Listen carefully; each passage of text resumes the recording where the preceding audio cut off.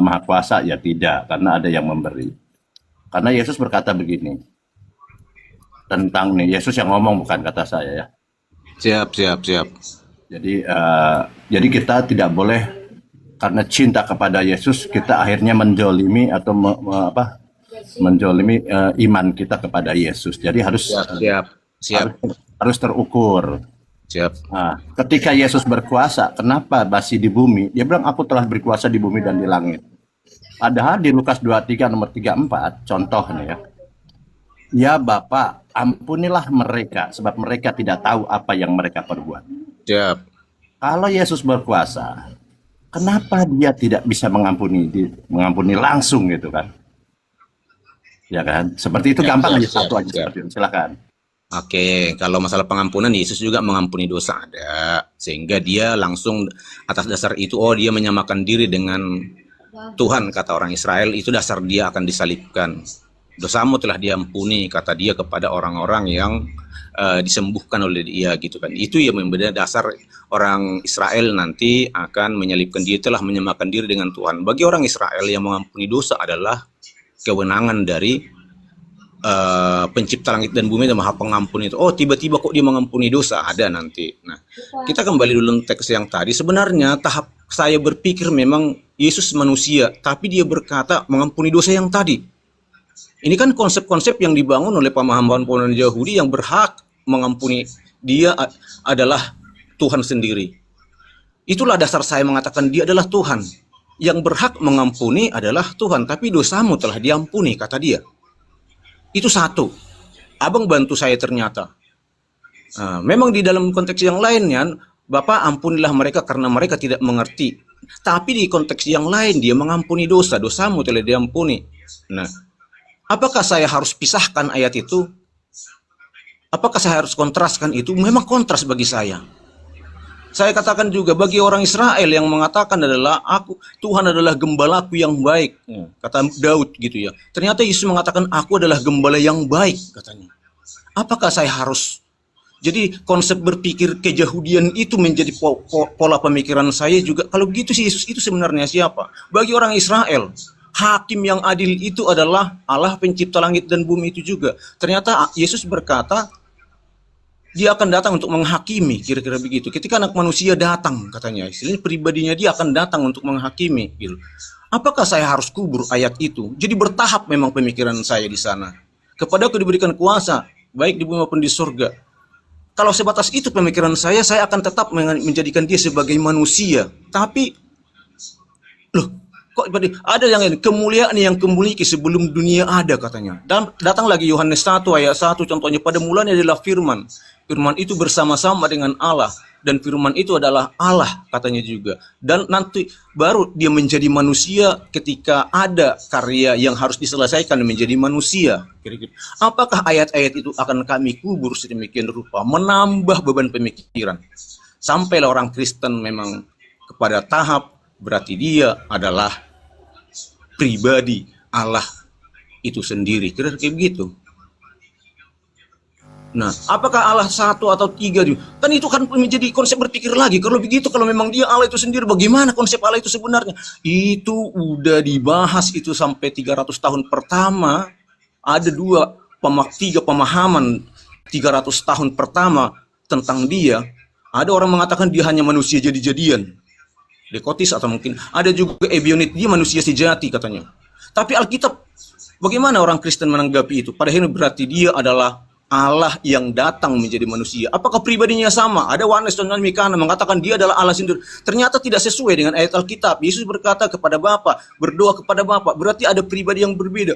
Jadi konsep-konsep itulah yang membangun teologi Kristen dari awal sampai sekarang yang membuat Pak. kami juga Oke, mungkin sedikit-sedikit ya supaya jangan saya ngikutinya terlalu panjang kan. Nanti kita bahas. Kalau kan ini waktunya banyak, nanti Anda simpan aja dulu, mungkin dilanjut. Jadi sebenarnya memang dalam kalangan Kristen akan bingung gitu. Ketika dikatakan Yesus, saya coba tidak bingung ya karena pengajaran Yesus itu sederhana karena Yesus mengajar 3,5 tahun saja ya. Jadi memang lugas. Jadi gini, ketika Yesus dia bilang berkuasa, kenapa di situ ada dikatakan ya Bapa ampunilah mereka sebab mereka tidak tahu apa yang mereka perbuat. Nah, Di sini itu kan disalib, sabar. dikatakan Oke, itu sabar kan dulu, Pak. disalib kan. Ya sabar dulu. Oh, sabar dulu. Kan gantian boleh kan? Di mute dulu. Tadi saya mute. Jadi di situ saya bilang, situ Yesus memang itu Yesus bahkan membuat Kristen berkembang. bisa gantian tak, Bang? Itu pertanyaan itu abang pertanyakan itu. Ya, ya Tapi bisa pada gantian akhirnya dah. muncullah Bisa gantian dah. pemahaman. Bisa gantian dah. Jangan diulang-ulang. Siap, siap. Kita kan paham. Jangan diulang-ulang. Kita paham. Makanya kalau abang ada yang mau disampaikan nanti lagi, kan waktunya banyak ini kan. Nah, nanti disambung lagi. Siap. Jangan Berarti aku diam dulu ya, dengar-dengar dulu ya bang. Betul, gantian lah gitu kan. Tadi abang udah panjang lebar. Siap. Jadi ketika Yesus mengatakan bahwa Yesus diberi kuasa di dunia, loh kita terbukti Yesus apa bilang? Ya Bapak, tentunya dia dalam kesedihan di sini ya. Ya Bapak, ampunilah mereka sebab mereka tidak tahu apa yang mereka perbuat. Jelas di sini Yesus ini minta ampun kepada Bapak. Lalu Anda mengutip ayat lain bahwa Yesus itu ketika dengan wanita yang disembuhkan, wanita yang di Kanaan bilang dosamu telah diampuni. Sebenarnya katanya itu tampaknya kontradiksi dan lain-lain lah. Sebenarnya kalau saya memahami tidak ada kontradiksi. Itu adalah selaras ayat dengan ayat. Ketika dosamu telah diampuni, dia mengatakan yang mengampuni siapa? Ya Bapa. Berarti sesuai dengan Lukas 23:34 ya Bapa ampunilah mereka. Karena apa dikata di sana diawali kata di. Kecuali dosamu telah ku ampuni, oke, berarti di situ Yesus yang mengampuni. Teman-teman Kristen langsung dipahami dosamu telah diampuni. Kalau kita korelasikan dengan Lukas tadi ya Bapak yang mengampuni, ya Bapak yang mengampuni, bukan Yesus. Jadi gampang sekali sebenarnya Bible ini. Lalu di sini dikatakan, apakah Yesus akan menjadi hakim nanti? Tidak, kata Yesus. Saya tidak akan menjadi hakim. Baca Yohanes 12 nomor 48. Barang siapa yang menolak aku dan tidak menerima perkataanku, ia sudah ada hakimnya. Siapa hakimnya? Apakah dia? No, Yesus bilang. Hakimnya siapa? Yaitu firman yang kukatakan. Yang dikatakannya itulah yang akan menghakimnya, bukan dia. Itulah yang Yesus bilang begini. Dilanjut, itulah yang akan menjadi hakim pada akhir zaman. Kenapa Yesus mengatakan begitu? Karena pengajarannya itu dari Bapa. Pengajaran dari Bapa itu yang disampaikan kepada Yesus, itulah yang menjadi hakimnya. Ketika Yesus mengatakan Tuhan Allah ini Esa, ya itu yang akan menghakimi. Kalau mengatakan kau Tuhan tiga, ya itu akan hakimi kau. Kenapa kau mengatakan tiga? Padahal Bapa mengatakan Tuhan satu. Telah aku sampaikan kepada mereka. Dia bilang, di Yohanes lain berkatakan, kamu menghakimi menurut ukuran manusia. Aku tidak menghakimi seorang pun, dia bilang. Yesus yang ngomong nih, aku tidak menghakimi tidak seorang pun. Dan jikalau, dia bilang. Yesus mengatakan kalimat jikalau. Tidak pasti nih. Dan jikalau aku menghakimi, penghakiman itu benar. Sebab aku tidak seorang diri, tetapi aku bersama dia yang mengutus aku. Jadi itu pun jikalau. Tetapi sebaliknya di Yohanes 8 berikutnya, Yesus yang dihakimi. Yohanes 8 nomor 50 dikatakan, tetapi aku tidak mencari hormat bagiku. Ada satu dia bilang, Yesus yang ngomong, yang mencari dan dia juga yang menghakimi. Siapa yang menghakimi? Bapa. Yesus dihakimi di pengakuannya. Di Yohanes 8 dikatakan demikian. Silahkan. Tapi ya bang.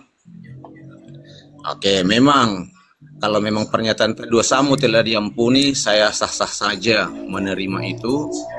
Saya terima, saya kantongin semua ayat-ayat yang abang katakan itu kalau memang itu yang harus kita ambil. Tapi ada juga dalam Markus 2 ayat yang ke berapa itu,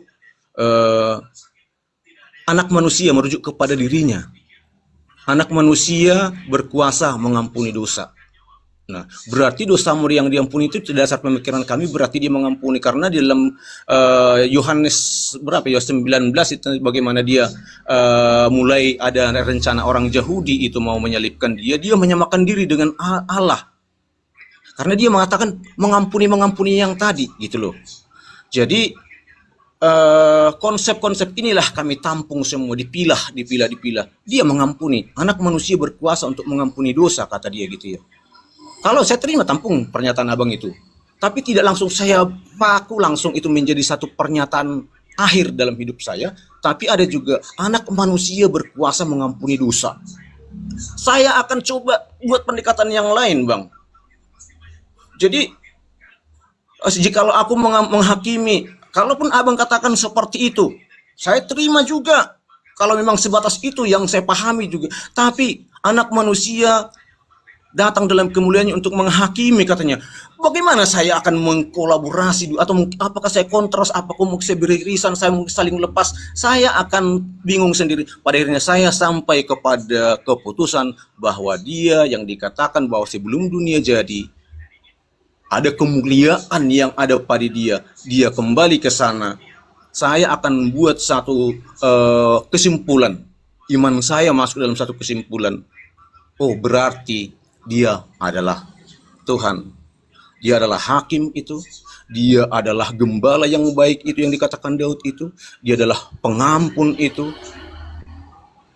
Tidak langsung serta-merta saya menerima. Bukan saya tuhankan seperti yang diingatkan tapi ada tahap-tahap berpikir saya. Sistematis berpikir saya atur sebagai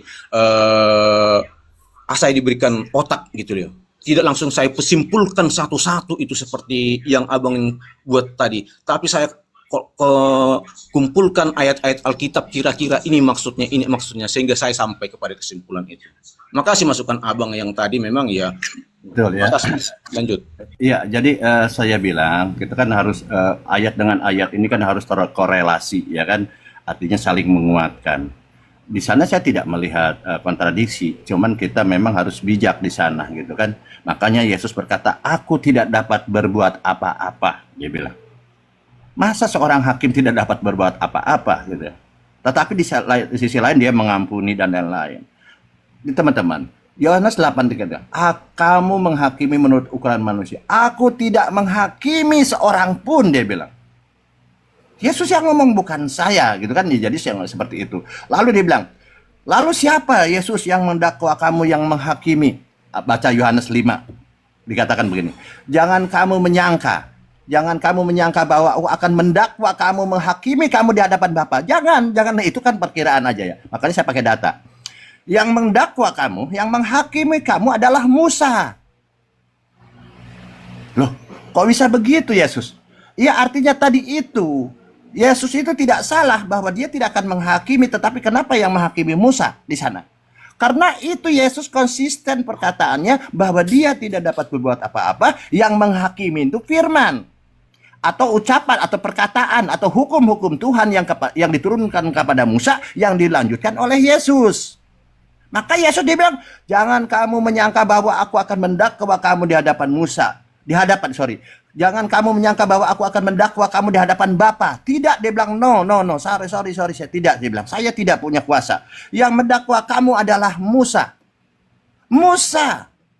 Berarti itu selaras bahwa Yesus mengatakan, aku tidak dapat menghakimi seorang pun, tetapi apa saya bilang? Bapa yang menghakimi kamu adalah firman yang kukatakan kepadamu. Apa firman itu? Firman itu adalah hukum-hukum Tuhan, aturan-aturan Tuhan yang datang kepada Musa yang lalu dilanjutkan kepada Yesus. Makanya di Yohanes 5 dikatakan yang mendakwa kamu adalah Musa. Bukan Musa yang menghakimi, tapi apa ajaran-ajaran Musa yang disampaikan kepada ahli Taurat yang dilanjutkan oleh Yesus. Nah, masalah pengampunan tadi, teman-teman. Yesus tadi tidak bisa mengampuni, yang mengampuni Bapa. Kalau dibilang anak manusia dapat mengampuni, apa kata Yesus katanya? Kata Yesus tentang pengampunan. Kita kan harus bijaksana juga di sini.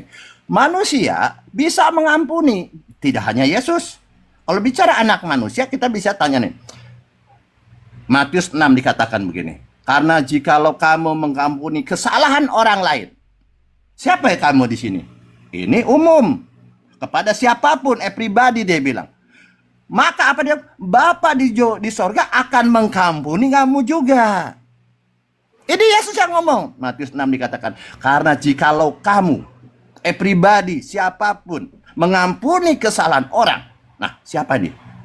Bisa kita mengampuni, anak manusia bisa. Selain Yesus bisa. Bapa yang di sorga juga akan mengampuni kamu juga. Nah, berarti kita punya kuasa seperti Yesus bisa mengampuni, Yesus bisa mengampuni, kita juga bisa. Ini kata Yesus. Apa lanjut kalimatnya di ayat 15? Tetapi jikalau kamu tidak mengampuni orang, dia bilang. Nah, hebatnya nih. Bapamu juga tidak akan mengampuni kesalahanmu. Gampang kok. Jadi semua orang bisa mengampuni menurut Yesus. Kalau kamu mengampuni orang itu, kamu juga akan diampuni Bapa. Jikalau kamu mengampuni orang itu, Bapa juga akan mengampuni. Kalau kamu tidak mengampuni, Bapa juga tidak mengampuni. Otoritas di situ siapa? Ya manusia itu sendiri, dia bilang. Lalu di Lukas 36 ayat 37, janganlah kamu menghakimi kamu, maka kamu pun tidak akan menghakimi. Dan janganlah kamu menghukum, maka kamu pun tidak akan dihukum. Wah, ini otoritas kepada manusia ini. Ampunilah dan kamu akan diampuni. Bukan Yesus saja. Jadi teman-teman, saya bilang, kalau kita cinta kepada Yesus, berarti kita cinta apa yang didengar, yang diajarkan. Kita cinta yang ucapkannya. Jangan berlebihan, maksud saya. Kita harus bijaksana, adil. Makanya Bapaknya Yesus berkata, inilah hambaku yang kukasih, kepadanya lah aku berkenan, maka dengarkanlah. Dengar, katanya. Makanya ketika dikatakan yang menghakimi kamu bukan saya, dia bilang, Yesus bilang, yang menghakimi kamu adalah Musa, yaitu firman-firman Tuhan, hukum-hukum Tuhan yang datang kepada Musa, lalu dilanjutkan oleh Yesus. Maka Yesus bilang, yang menghakimi kamu adalah firman yang kukatakan. Bukan aku yang menghakimi, tapi firman yang kukatakan. Apa firman itu? Yaitu hukum-hukum yang datang dari Tuhannya. Gampang kok Bible. Assalamualaikum warahmatullahi wabarakatuh. Ada gurunda saya. Lanjut, Ustaz. Oke, saya lanjut Bang ya. Bisa? Baik. Oke, saya sejauh perkataan Abang itu tidak saya sangkal. Saya sampai sejauh itu saya terima semuanya. Tapi saya masuk dalam tahap yang lebih. Ternyata ketika saya kantongi itu dalam pemikiran saya, pernyataan Abang itu, saya masih terima sejauh mana Abang memahami Yesus itu selanjutnya. Gara-gara kecintaan saya sama dia, ada pernyataan tadi, memang aku datang bukan untuk menghakimi. Karena dia memang tujuannya datang, Yesus artinya adalah penyelamat. Yesus artinya datang untuk menyelamat. Aku datang bukan untuk menghakimi, tapi untuk menyelamatkan. Wah, berarti memang dia datang ke dunia pada waktu itu, dia mengajar dalam 3,5 tahun itu, berarti memang dia menunjukkan jalan keselamatan kepada kami orang berdosa, gitu ya. Jadi, tapi di satu sisi juga, kalau begitu dia nggak datang, memang konsisten dia, tidak menghakimi, sedikit pun dia tidak menghakimi selama dia di bumi. Tapi dia mengatakan juga ketika anak manusia datang untuk menghakimi, loh, berarti pertama memang dia datang bukan untuk, itu konsep saya pada akhirnya. Yang kedua, mengampuni, kata Abang yang tadi, mengampuni sah-sah saja, saya terima juga dosamu diampuni, jika kau mengampuni dosa, oke. Yang tapi saya maksud adalah ketika dia berkata anak manusia berkuasa untuk mengampuni, apakah saya buang ayat yang satu ini? Saya langsung, apakah ketika dia mengatakan dosamu diampuni, bagaimana konsep itu didengar oleh orang Yahudi juga? Oh, dia menyamakan dia dengan Tuhan. Apakah saya buang ayat ini? Tentu tidak. Bagaimana saya masuk dalam tahap high order thinking skill? Tidak sebatas low di sana atau mungkin middle, tapi akun saya berpikir tingkat tinggi lagi, apa maknanya ini? Jadi timbullah satu pernyataan, kalau dikatakan juga yang tadi dia menjadi manusia, firman itu telah menjadi manusia, ya tidak serta-merta langsung saya kubur ayat itu, tapi saya harus berpikir tingkat tinggi kecintaan saya terhadap dia. Apapun setiap pernyataannya akan saya korek, saya gali, saya pelintiri satu-satu, saya pilah-pilah. Oh, ternyata di sini dia berkata seperti ini, di sini berkata dia seperti ini, di sini dia berkata seperti ini, di sana dia berkata seperti itu. Baru dengan banyak data inilah saya masuk ke dalam dia sebenarnya Tuhan, firman Allah yang berkuasa, pencipta segala sesuatu dijadikan oleh dia tanpa dia tidak sadar. Apakah saya kunci semua itu, saya buang ayat-ayat itu hanya batas seperti pemahaman Abang yang tadi? Tentu saya mohon maaf, saya katakan saya masuk dalam tingkat berpikir lebih mungkin dari Abang. Mohon maaf akan hal itu. Itu jawaban saya untuk sekarang. Nah, ketika Yesus mengatakan anak manusia berkuasa mengampuni dosa, ya tidak salah. Kita sama dengan Yesus, kata Yesus, bukan kata ini. Bahwa apakah yang murid-murid Yesus ini manusia bukan? Ya manusia. Makanya Yesus ketika mengatakan begini, tetapi dalam apakah dia maha kuasa? Tidak. Makanya ketika dia berkata, ya Bapa, ampunilah mereka. karena mereka tidak tahu apa yang mereka perbuat. Artinya Yesus memang tidak punya kuasa di sini, otoritas kuasa tidak. Tetapi mengampuni bisa. Tapi tidak punya otoritas. Yang punya otoritas adalah Bapa. Maka dia langsung minta kepada Bapa. Ya Bapa, ampunilah mereka. Katanya Yesus diberi kuasa untuk mengampuni. Tetapi di situ kok kepada Bapa. Nah, kepada katakan begini. Makanya Yesus, kalau dia bisa mengampuni orang manusia, ya memang karena Yesus begini, di Yohanes 20 dikatakan, jikalau kamu, dia bilang, ini murid-muridnya loh, bukan Yesus nih, mengampuni dosa orang, dosanya diampuni. Berarti semua kuasa untuk mengampuni anak manusia berkuasa. Apakah murid-muridnya Tuhan? Tidak. Tidak seperti itu. Dibilang anak manusia, di sana siapa saja sebagai anak manusia. Kalau Yesus anak manusia, memang Yesus manusia, berkuasa mengampuni, bisa mengampuni, ya, tapi tidak maha kuasa. Kalau bicara mengampuni, saya bilang Yohanes 20 nomor 23 dikatakan, jikalau kamu mengampuni dosa orang, dosanya diampuni. Luar biasa, Bang. Itu bukti Yesus mengatakan di Matius 6 nomor 14-15 dikatakan, karena jikalau kamu mengampuni dosa kesalahan orang lain, Bapa juga mengampuni. Disitulah Yesus kenapa dia berdoa, ya Bapakku ampunilah mereka. Dia minta tolong sebelum mengampuni orang, dia minta tolong dulu kepada Bapa, karena Bapa juga, Bapa lah sumber itu pengampunan. Makanya Yesus berkata, karena jikalau kamu mengampuni dosa kesalahan orang lain, Bapamu juga di surga mengampuni. Ketika Yesus mengampuni orang, ya Bapa mengampuni. Gampang kok Bible. Jadi otoritas Yesus memang diberi kuasa. Manusia diberi kuasa mengampuni orang. Bukan artinya manusia. Begitu aja Ustadz Tata, dilanjut Ustadz Tata. Mungkin saya tidak enak. Baik. Ustadz Tata ini adalah kenalan dulu Bang ya. Ustadz Tata ini adalah orang yang bijaksana, bijak sini, bijak situ.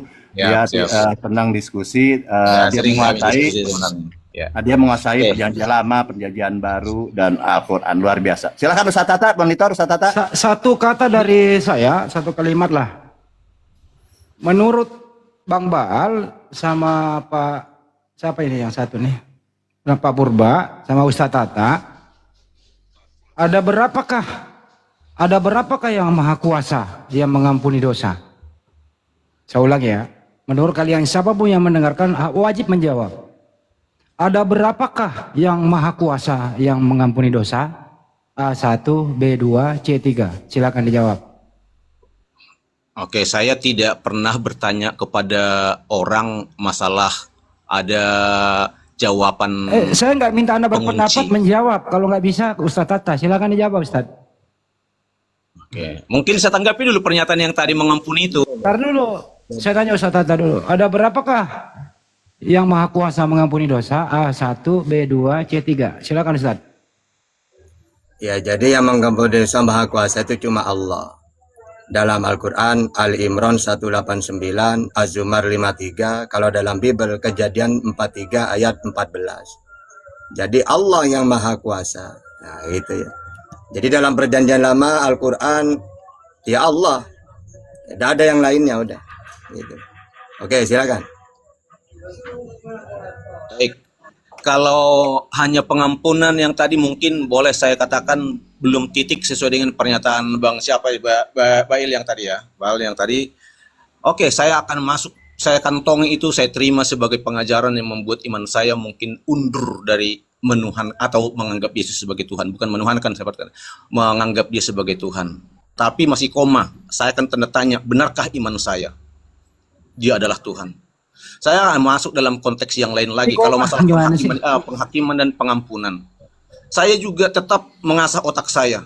Yesus berkata, aku adalah Tuhan atas hari Sabat di hadapan orang-orang Israel. Yang notabene yang dimuliakan, diagungkan pada hari Sabat itu adalah dia pencipta langit dan bumi. Tapi Yesus mengatakan, aku adalah Tuhan atau Tuhan atas hari Sabat. Apakah saya kubur ayat itu juga sehingga saya tidak menerima dia sebagai Tuhan? Kalau memang pengampunan yang tadi seperti apa yang dikatakan teman kita yang sebelumnya itu, mengampuni manusia juga boleh, sah-sah saja, saya terima, tapi masih koma. Saya akan buat itu satu, saya inventarisir itu, membuat mengasah otak saya. Tapi ketika dia berkata, anak manusia, aku adalah Tuhan atas hari Sabat. Bagaimana orang Israel sehingga dia harus disalibkan. Ketika dia membuat pernyataan-pernyataan itu, apakah saya buang ayat-ayat itu, saudaraku? Saya enggak. Sehingga saya inventarisir satu demi satu. Oh, Sedikit berat. Ustadz ya, setelah sahabat dilanjut Ustadz ya. Oke, gini teman-teman, teman-teman Kristen tadi itu ya, lebih fokus kepada Yesus. Maksud saya boleh, memang kita harus mencintai Yesus, para nabi harus kita cintai, itu seharusnya memang demikian. Tapi kita harus adil di sana. Ketika dikatakan aku Tuhan di pada hari Sabat, atau aku Tuhan di hari Sabat, aku penguasa hari Sabat, kita tahu dulu ya bahwa hari Sabat ini adalah hukum Tuhan untuk manusia. Catat, hukum hari Sabat adalah hukum yang diberikan oleh Tuhan Bapa di sorga kalau dalam Kristen, yang diberikan untuk manusia. Makanya manusia berkuasa di sana untuk menjaganya atau dan lain-lainnya. Ya, nah kalau Anda mengatakan parameternya bahwa Yesus adalah Tuhan hari Sabat, itu sudah dibantah oleh Yesus. Yang dimaksud dia Tuhan atau penguasa hari Sabat ini adalah tadi itu, bahwa manusia diberi hukum oleh Tuhan, manusia itulah yang melaksanakannya. Tetapi kalau Tuhan dibilang, oh Yesus adalah Tuhan hari Sabat, ini Yesus dibantah. Baca Matius 12 nomor 35 tentang hari Sabat. Daud pun dia bilang, Daud pun dalam Kristen harus dijadikan Tuhan, dijadikan Tuhan, karena dia adalah Tuhan hari Sabat. Matius 12 nomor 35. Yang dimaksud Yesus itu begitu. Di Matius 12 nomor 35 dikatakan, tidakkah kamu baca apa yang dilakukan Daud? Yesus sedang mengcopy paste, bukan dia berkuasa apa di situ, bukan Tuhan, tapi dia sedang mengcopy paste, atau istilahnya kalau sekarang plagiat, sedang meniru nabi-nabi sebelumnya, yaitu Musa, Daud gitu ya, Abraham. Dia sedang copy paste, bahwa di situ dikatakan, tidakkah kamu baca apa yang dilakukan Daud ketika mereka mengikutinya lapar, dia bilang. Pengikut Daud lapar pada hari Sabat, padahal pada saat itu dia bilang tidak boleh makan di situ ya. Bagaimana ia masuk ke rumah Allah, dia bilang. Dan bagaimana mereka makan roti sajian yang tidak boleh dimakan. Roti sajian di rumah Allah, di bait Allah ini tidak boleh dimakan di hari Sabat. Tetapi apa yang dilakukan oleh Daud dilakukan, diterjang oleh Yesus, karena itu boleh, dia bilang. Kecuali imam-imam, dia bilang. Boleh dimakan oleh imam-imam. Ataukah tidak kamu baca dalam kitab Taurat, pada hari-hari Sabat imam-imam melanggar hukum Sabat di dalam bait Allah namun tidak bersalah. Jadi maksudnya Yesus di situ bahwa dia berkuasa, Daud berkuasa, imam-imam kepala berkuasa dalam kondisional. Seperti dia memetik gandum pada hari Sabat karena lapar. Nah, Daud pun sama. Pada hari Sabat murid-muridnya lapar, dia melakukan pelanggaran itu. Yang di mata mereka pelanggaran. Padahal Daud sedang memberikan contoh, ini tentang hal kemanusiaan. Yesus pun demikian. Yesus sedang mengajarkan tentang hal kemanusiaan, keselamatan. Karena semua nabi mengajarkan tentang keselamatan. Makanya di situ kalau Anda mengatakan, oh Yesus Tuhan hari Sabat, ya Daud juga Tuhan. Imam-imam juga Tuhan. Ya perlu dikoreksi itu aja. Jadi prosesi hari Sabat harus membaca secara keseluruhan. Pelanggaran yang dilakukan oleh Yesus bukan pelanggaran, atau dia bukan sedang melakukan suatu kuasa apapun di sana, tetapi memang hari Sabat untuk manusia dan manusia berkuasa di hari Sabat. Itu maksudnya begitu ya. Makanya dikatakan Tuhan hari Sabat. Daud juga adalah Tuhan hari Sabat, imam-imam kepala juga adalah Tuhan hari Sabat, atau bilang penguasa, dan Yesus pun sama. Tidak ada bedanya. Begitu mungkin saya perlu dikoreksinya. Silakan. Lanjut, Ustaz. Tangkapan yang bagus, cara penafsiran Alkitab yang bagus, tapi masih ada juga, saya kantongin semua. Saya kantongin pengajaran Abang akan hal itu, tapi masih ada ayat-ayat yang lain. Masih koma saya buat itu. Kalau memang cara penafsiran Abang saya terima untuk sementara.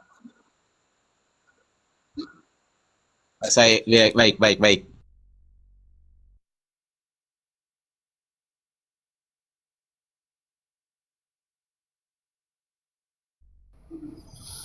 Ya kan? Ustaz Atta monitor Ustaz masih belum connect ke YouTube Ustaz. Sudah. Oh, silakan. Ya silakan bernerasi aja, nanti tak tanggapin.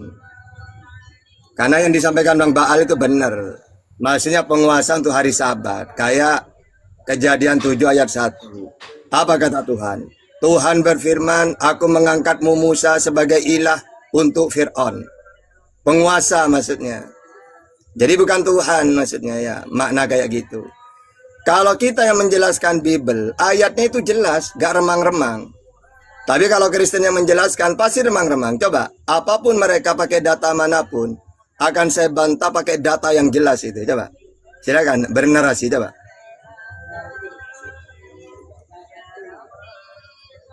Kalau saya membaca yang dimaksud tadi Pak Linggapura ini, Pak Ustadz izin Pak Ustadz, izin dulu. Astagfirullah. Oke, Astagfirullah. saya terima untuk sementara saya bilang. Tapi ada hal-hal yang lain sebenarnya yang harus kita buat juga sebagai pembanding sehingga tanda koma yang tadi. Tapi kalau kita langsung plek penafsiran kita yang benar itu salahlah kita menanggapi kitab suci Alkitab kami itu kira-kira begitu. Kalau memang hanya mengcounter bahkan mengabaikan ayat yang lain sehingga itu kita tafsirkan sesuai dengan tafsir kita sah-sah saja. Tapi saya tidak menjadi orang yang seperti itu langsung masuk dalam satu kesimpulan. Sebelum saya membandingkan dengan yang lain kira-kira seperti itu. Nah, kalau dikatakan juga kemuliaan yang kumiliki sebelum dunia ada pernyataan-pernyataan yang lain yang menyatakan kepribadiannya sebagai sang ilahi itu sendiri, tidak serta-merta saya buang itu. Saya kantongin semua pernyataan kalau memang cara penafsiran dihubungkan dengan Daud, dihubungkan dengan Musa, saya angkat sebagai ilah untuk Fir'aun katanya. Hanya saya jadikan itu sebagai pengcounter perkataan Yesus sendiri. Aku telah membatasi diri dengan kemungkinan lain ada di sana. Berarti ilmu saya batasi hanya mungkin saya membatasi ilmu saya matematika itu 1, 2, 3, 4, 5, 6. Ternyata saya membatasi nggak ada bilangan minus. Nggak ada bilangan 0. 0 itu kan kehampaan. Jadi saya batasin dengan pemikiran-pemikiran saya seperti itu. Saya adalah orang yang kurang bijak lah dalam berilmu. Nggak ada. Mana ada bilangan tak terhingga katanya contohnya seperti itu. Ada pernah juga orang mengatakan itu kan hanya konsep manusia. Tapi dalam konsep itu kalau kita berbicara tentang konsep seperti itu, 0 itu katakan nggak bilangan, nggak ada bilangan, itu hanya konsep. Ketika saya batasi pemikiran seperti itu, berarti saya juga tidak akan pernah matematika apa yang kita bilangan irasional. Masih mau ngomong? Itu cara berpikir saya sih yang saya bangun. Terima kasih. Masih mau ngomong? Tadi kan ada pernyataan itu loh. Saya mati tadi ya. Saya ada tadi pernyataan mengatakan akulah Tuhan hari Sabat. Kenapa itu nggak dibahas? Yesus mengatakan begitu, Anda anggap Tuhan. Iya. Diam dulu. Anda udah panjang kali ngomong. Oke, tapi kenapa saya katakan tadi Bang? Oke, saya tanggapi tadi ternyata mikrofon saya mati. Dengerin. Anda yang membawa topik, Anda pula yang mengingkarinya. Tadi saya dengar, akulah Tuhan atas hari Sabat. Yesus mengucapkan itu berarti Yesus Tuhan. Ustadz, saya nggak ngomong ke Anda. Kalau saya mengucapkan Ustadz, saya baca data itu, akulah Tuhan hari Sabat. Yang Tuhan siapa Pak Ustadz? Yang membaca atau Tuhan itu sendiri? Itu mestinya diterangkan. Silakan Ustadz.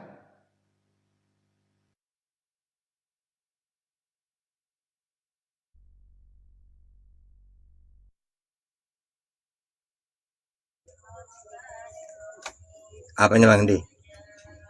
Kalau saya membaca datanya Pak Linggapura tadi Ustaz,